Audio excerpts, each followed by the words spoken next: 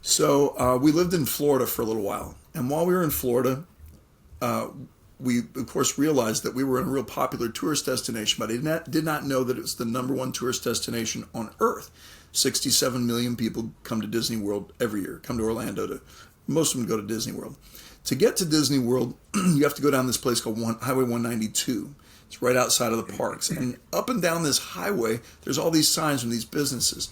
And they'll say, cheap, free, or half price, or discounted Disney tickets. Turn in here.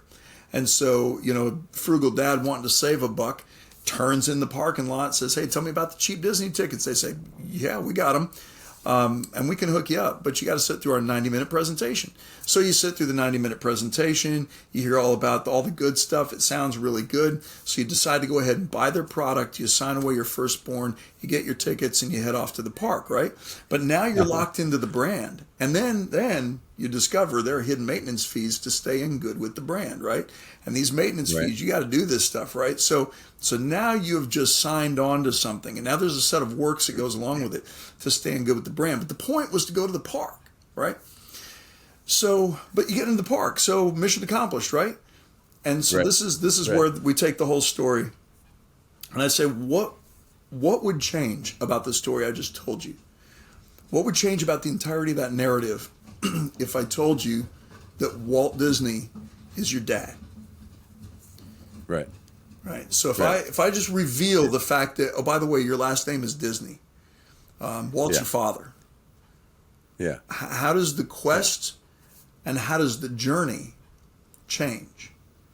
And so I think this is actually the state of Western Christianity. I think the point is to go to heaven when you die and not go to hell. And so on the road there's all these signs: cheap, discount, half price. And everybody's got their own sinner's prayer. Everybody's got their own, mission statement. Everybody's got their own thing.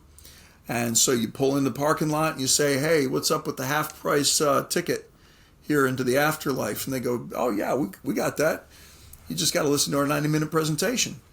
Yeah. Yeah. And now we buy into it. And we sign away our life and our firstborn. Now we're part of the brand. And after the fact, we discover there are a lot of hidden maintenance fees that you got to do to keep in good with the brand. And so, but you're getting to where you're going, but nonetheless, how does the whole story change if you realize I like it. That's your dad, that's your father? Yeah. So yeah, and then I guess people can just take it in all kinds of different directions, but there's something really fundamentally huge about the shifting of that as an identity, that suddenly it's not about going to the park. I mean, the park's great, but I got access to it. I'm eternally. As a matter of fact, I have access to it now. You own the park. I can do whatever I want. I can ride whatever I want. I can eat whatever I want. Right. I own everything in the park is yours. It's all mine. But beyond that, it stops. There comes a point where it stops being about simply enjoying what my father has built, and recognizing that with the family name, there comes some rights and responsibilities, like the carrying that name. Like, hey, wait a minute, he's a builder and he's got access to this kind of resource, and I'm his son. What does that mean for me? Now it's not so much about me simply enjoying what my father's created. Now it's about me reflecting not just his image or the family name, but his likeness, what he's done, who he is, how he interacts, how he engages with this world. And so I think there's something really important there about recognizing that it's not about a destination, it's about a person, not about a place, it's about a person. And it's not about us trying to somehow navigate the path to heaven. It's about us learning what it looks like to live as sons of God now, like right now.